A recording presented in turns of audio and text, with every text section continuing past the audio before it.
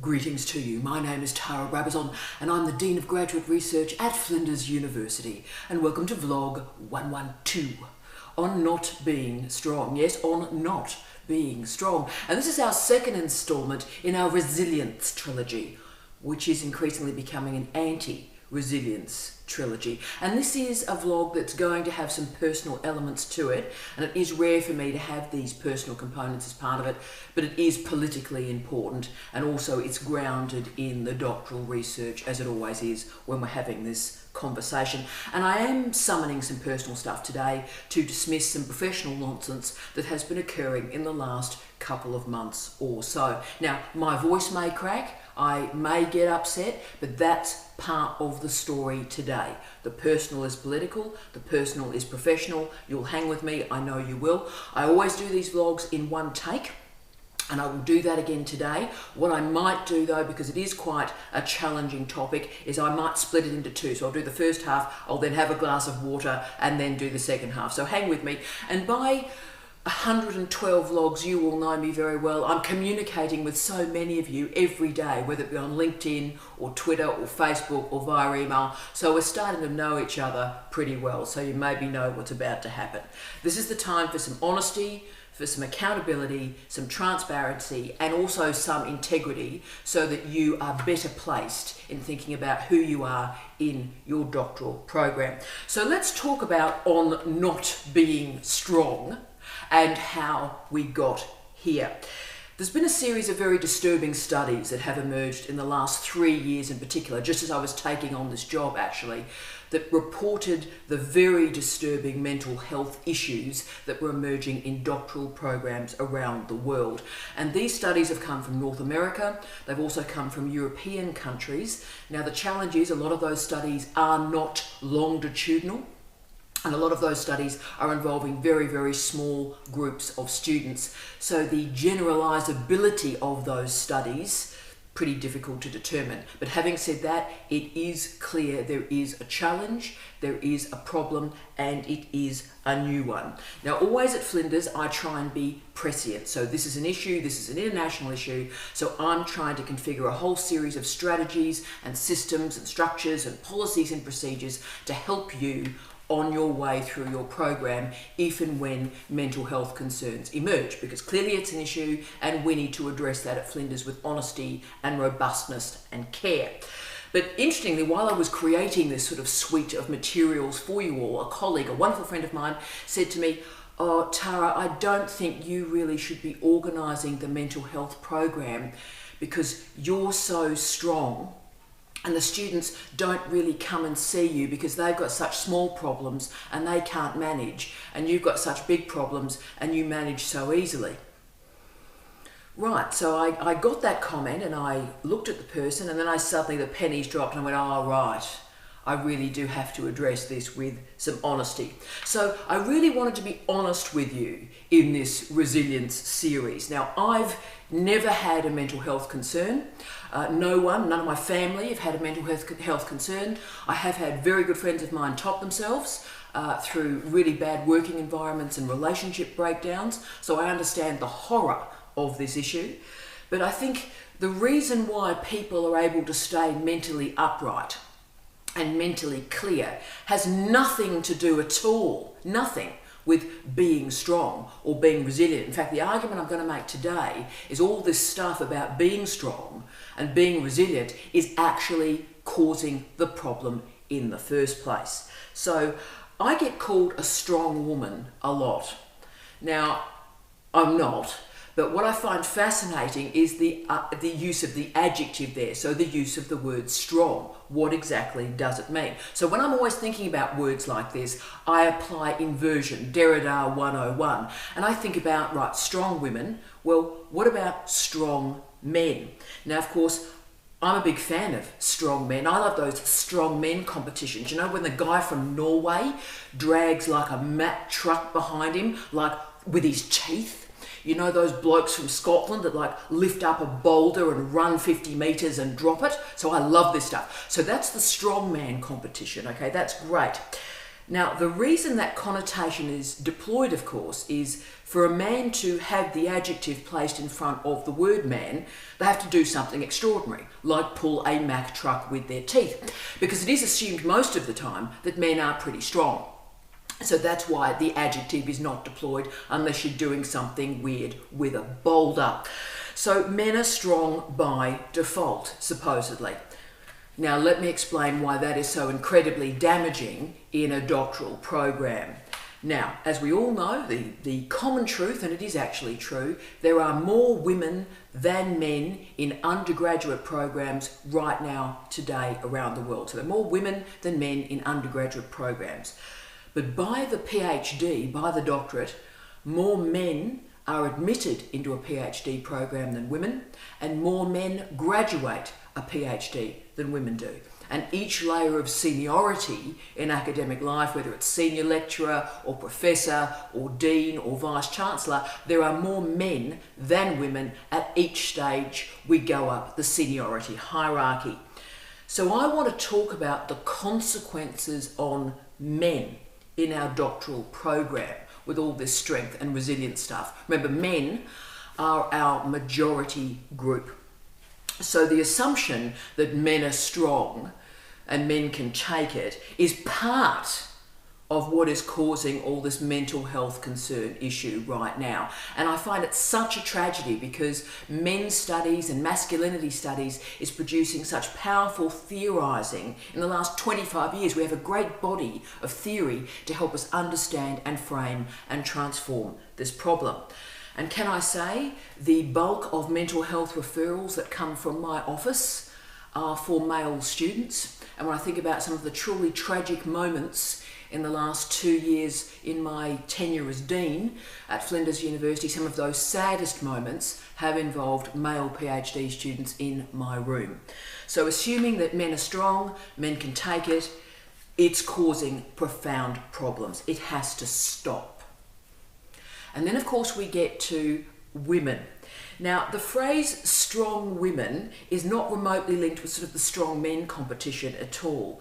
And in fact, strong women need the adjective because it's assumed that women are actually not strong, that women are actually weak. And of course, that's justified through history. The reason why women have had injustice, the reason why rights have been withheld from women is because they can't take it, because they're not strong, because women are weak. Bless. So when a woman is described as strong, so a strong woman, then she clearly is a unicorn and needs to be removed from the pack because she may hurt others. So you can see the absolute mess that we're getting into here whenever the word strong is being deployed and used for men or women. Now, none of this strong stuff or strength stuff or resilient stuff actually is dealing with context and systems and structures and institutions. It focuses on some poor person who has to toughen up, princess. Well, let's just calm the farm here. This is unbelievable to me. This is ridiculous. Life is incredibly hard at the moment. Universities are incredibly hard at the moment. It is a tough place to work, tough place to get work, tough place to stay in work, and a really tough place to try and create a family structure in and around this complicated working environment. So in universities, we confront wave after wave after wave of this dreadful stuff, and supposedly we're meant to be sort of like those Antarctic penguins, sort of standing there and just sort of taking the buffeting of winter. But actually, if you think about those fantastic penguins in Antarctica, they all sort of huddle together. The reason they survive the winter is they're actually a community or a collective surviving it together. And that's the point that I want to actually make today. I also want to report on a recent study that was reported in the May 2018 Times Higher Education. But this study was by Isabel Skakny. And she completed the research project title, and I want to get this right, Doctoral Studies as an Initiatory Trial. As an initiatory trial, end of quote. Now, once more, this is a small study, 55 students and supervisors in an unnamed Canadian university. But this study showed how completely bonkers doctoral education is at the moment, or indeed how bonkers the doctoral program, the doctoral supervision is getting. She reported in her research that the qualities that were seen to be valuable in a PhD student by both the students themselves and their supervisors, these qualities were, quote, self-sacrifice and the capacity to manage, quote, some level of suffering, end of quote, and, quote, intellectual isolation, end of quote. And all those variables, the capacity to suffer, was valued more than, quote, talent or, quote, intelligence. So doctoral programs have become a form of the Big Brother house, or I'm a celebrity, get me out of here. Intelligence is supposedly less important than the capacity to suffer. Right. This is completely ridiculous. Suffering, sacrifice, humiliation, regret must not be part of any educational experience, and certainly will never occur on my watch as Dean. Full stop. So you can see what's happening here with all this focus on the importance of being strong and being resilient, because the assumptions are that doctoral education is about suffering, that it's about humiliation. And you need to be strong to manage those waves of abuse. Well, actually, you know what? That's completely wrong. A PhD is about a clever person making an original contribution to knowledge. Full stop, that's what it is. A PhD is about a supervisor supporting that student so that that student can become better than us, can actually transform knowledge and actually transcend what we do in our career. That's the legacy. So this vlog, I hope, is making a statement today. We need to improve our systems and we need to improve our structures so that it's not reliant on a student having to manage humiliation to get through. But I think I understand really where this mental health stuff is coming from now, and why I think I responded so badly when someone referred to me as a strong woman and resilient, and a lot of people do. I'm not strong, I'm not resilient. What I do is I have systems and structures around me, so when things happen, I've already made complicated, difficult decisions and choices. So I have the systems around me to support me in times of crisis. I never decide anything at a point of crisis. I have goals, but I'm not wedded to any outcome, and I have pretty low expectations. I think probably it's not going to end well. It often doesn't, but it just means my hopes aren't up that it's all going to be fabulous. And look, I've certainly been tested in life. I've worked in some truly dreadful environments. I've worked for some truly dreadful people, but personalities have never worried me. Individuals have never worried me. I know what's important. I know what's relevant, and I simply get on with it. So the rest of this vlog is going to present 10 maxims, if you will, for you to consider in your life, to think about in good times, to prepare those structures and systems for the bad. And, you know, I have been tested, there's no doubt about that. Some of you may know my wonderful husband, Professor Steve Redhead, died 2 months ago. It was an unusual death because we made some very unusual decisions around it. He died of pancreatic cancer and he was diagnosed in the July of 2017. Now, the thing about pancreatic cancer is the moment that the first symptom appears, you're a dead man walking, so you are gone. That first symptom is the moment of death. So Steve and I made a series of decisions about how he would live the remainder of his life. Now, Steve was writing a book titled Theoretical Times. It was coming out before Christmas. He had a series of other books that were being produced. Trump Studies was being produced. Moving On Up was being produced, a series of articles. He also had 10 PhD students that would be completing before his death. So with his life taken away from him, my point, what I was trying to do in my life, was return some agency and some choice to him. So he wanted it completely private, he wanted no one to know, and that's what I was able to deliver to him. We refused pretty well all medical interventions. Thank goodness when we did have medical interventions, they were very, very poor. One thing I can tell you, I'm not dying in Adelaide. And also remember, I have no family or friends in Adelaide. So I was looking after Steve while in a full-time job completely on my own. So this was the hardest thing I have ever done, I will ever do. And this has nothing to do with strength. Nothing. This has everything to do with making decisions when bad stuff occurs. Now, there's nothing liberating or joyful or beautiful about this story. It is brutalizing and it is tragic. And I didn't take time off after his death, and of course that caused all this sort of trauma. And I didn't take time off because what was I taking time off to do? It's important, and I've always believed this, that every now and again in life, you've got to look at it in its grotesque beauty and take it on the chin and understand what's going on with reality. So as you can see, all the stuff about me being a strong woman or resilient or all this sort of stuff is nonsense, absolute nonsense. I'm really not strong, but I do make decisions. And therefore the final bit of this vlog, and I will take a bit of a break and have a glass of water, the final bit of this vlog will provide a series of 10 maxims for your consideration in good times to prepare you for the bad. Maxim 1. Make a decision. Stress, worry, fear and confusion emerge in our life when we delay making a decision. We drift, we become agitated, yet all that stress and worry ends when we make a decision. So make a decision, call it early, deal with the consequences of your actions. Assess, evaluate the available information, and yes, call it. Once a decision is made, the worry actually stops.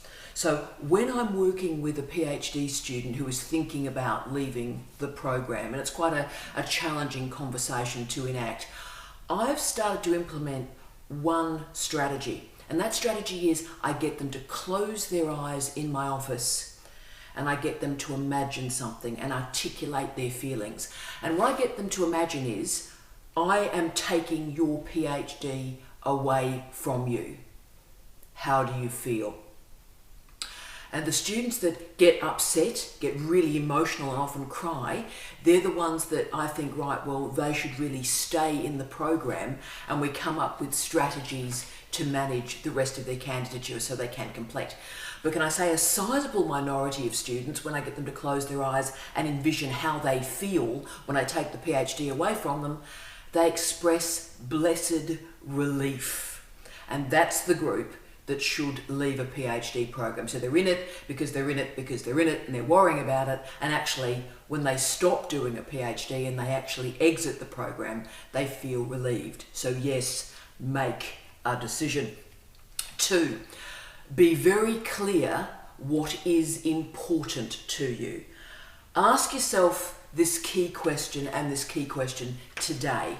What is important to you? And I need you to write that list down. So just sort of free associate, write that list down. But then what I want you to do is go back to that list and actually hierarchize it. So put a number about what's important. 1, 2, 3, 4, 5.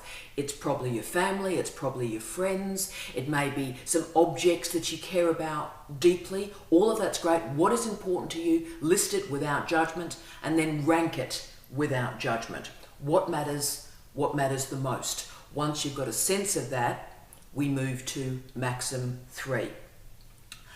Make sure your behaviour aligns with what is important to you. My life changed when I suddenly realised this was an important trope in life. Because think about it, how much of your life, how much of your time do you spend doing stuff that doesn't matter to you at all? So a key truth is to align the time you spend and align your behaviour with what is important to you. Don't spend time on stuff that doesn't matter. Full stop. Maxim 4.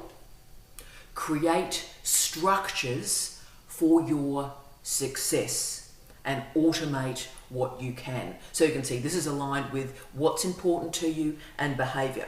So once you've worked out what's important to you and you've hierarchized that, you've put in place some key priorities, then the key is to ensure that the systems and the structures around you enable you to spend time on that which is important. So the stuff that's not on your priority list, either simply remove it from your life, don't spend any time on it at all, or automate it. And what that means, for example, is if you don't like shopping and it's wasting your time, then automate it. Do online shopping, get material delivered. But it's also structural. Make structural decisions. So say you want to lose weight. Well, you know what? Don't buy chocolate cake. If chocolate cake isn't in the house, you won't eat it. Similarly, if you want to not drink booze for a while, then that's great. Therefore, don't buy gin and tonic. If gin and tonic is not in the house, then you won't drink it. So ensure that the systems and the structures around you enable your behavior on that which is important. So create those structures for success. 5, my big one, when people tell you the truth about themselves, believe them. This is really my big mantra of life, and all my friends around the world hear me utter this a great deal. So if someone behaves like a beast, if someone is vindictive, if someone is jealous and enters rages on multiple occasions in your daily life, then you know what? Trust them. When they tell you the truth about who they are, believe them. Don't think they're going to be different. Don't think they're going to change. They are a beast. And therefore, if they are a beast, you need to stay away from them. 6, control what you can control. When bad stuff happens to any of us, we feel out of control. We feel like we're losing the plot, we're losing the way in which our life is ordered and organised. And fear often follows that lack of control. But always start in a situation with a clear sense of the variables that you can control. So instead of focusing on the power that other people have over you, start to think about what you have control over. So I built my career, my academic career, by focusing on writing one article at the time, by teaching one course at a time, and writing one book at a time. I have never been reliant on a mentor or a supervisor or someone who has control over my life. Instead, I've focused on what I have control over, and I make changes in that space. Always remember, you are the puppeteer of your own life. You are not the puppet. 7, do not determine your value by what other people say about you. Oh yes.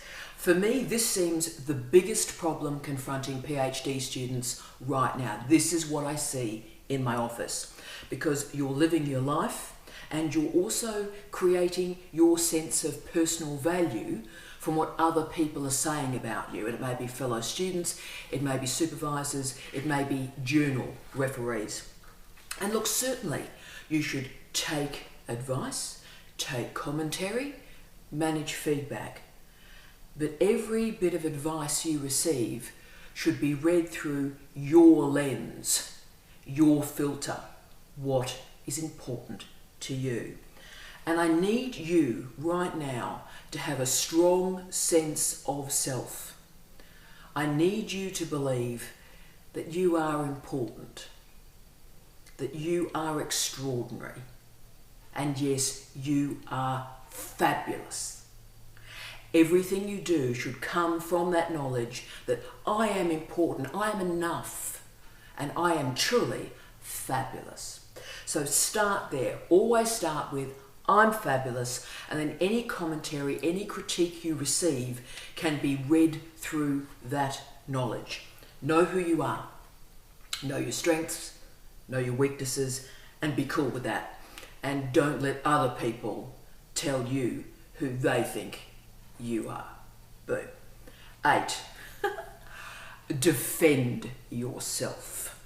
Most of the time, I completely ignore the haters and the underminers in life. If I got worried about this, I get 20 emails a day of people sort of having a good focus shout or grumble bum, and that's great. Knock yourself out, not bothered. But remember, focus on what is important. So obviously what other people are saying about you in email and stuff doesn't matter too much until it undermines who you are and it undermines what is important to you. So it's important that you control what you control, you keep reading, you keep writing, you keep doing research, and you keep achieving. Focus on what's important. But every now and again, it is important that you stand up for yourself. The ruthlessness in higher education at the moment is truly appalling. It is incredibly hard to get work, it is incredibly hard to stay in work, and it's incredibly hard to manage family time around it. It is a really ruthless working environment right now. It's a pretty bad culture. So again, keep returning to that list. Look at what you believe is important in your life. Now, if one of those goals is threatened, then you need to defend yourself. Now, as I said, I put up with 99.99% of stuff that's thrown at me, not too bothered. But the moment that 0.1% is threatened, I go, and I go hard. I'm ruthless, and I protect what is important to me. I take no prisoners. Make sure that the defence is not arbitrary, it's not cruel. Make sure it is defending what is important to you, rather than the minutiae of daily disrespect that is just the nature of higher education. 9. Say no early and often.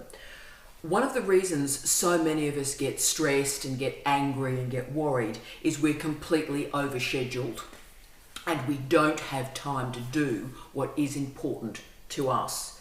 Too often in life, we confuse the urgent with the important. So the reason I get up every morning at 2 a.m. in the morning and do at least 2.5 hours of work is in that 2.5 hours, I do what is important. So whatever else happens through the day, and I have a lot of stuff that's urgent during my working day, I know I've spent every single day of my life 2.5 hours doing the important. So my day starts with that. To give myself time to understand both the urgent and the important, I say no a lot, and I say no early.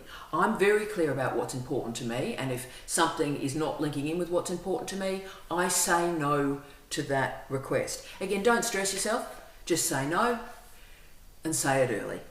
And that links back to your own earlier point, be clear what's important.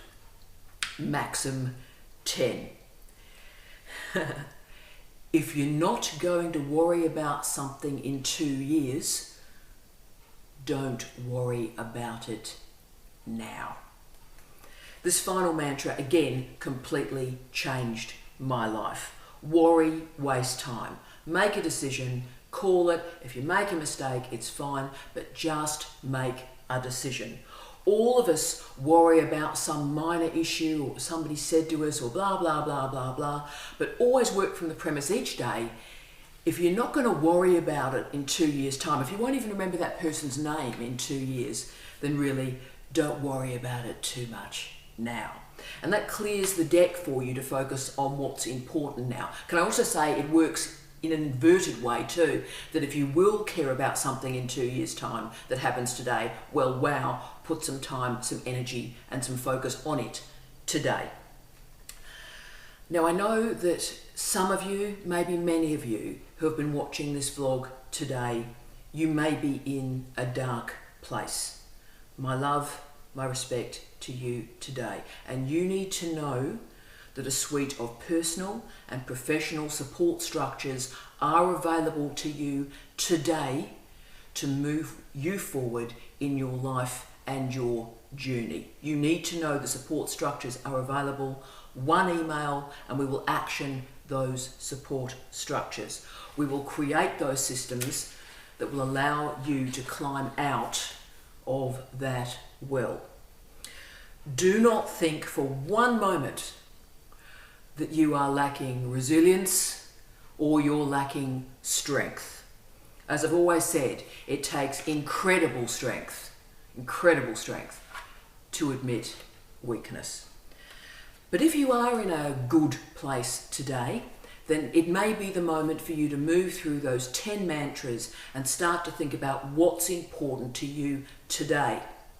And put those systems and those structures in place so when bad things do happen, you have that plan B, that plan C, that plan D. That was what's important, because bad stuff does happen to good people. But good people have planning and systems and structures of support around them to manage those difficult times. So thank you for being with me, and I wish you love, light, and peace. Tea out.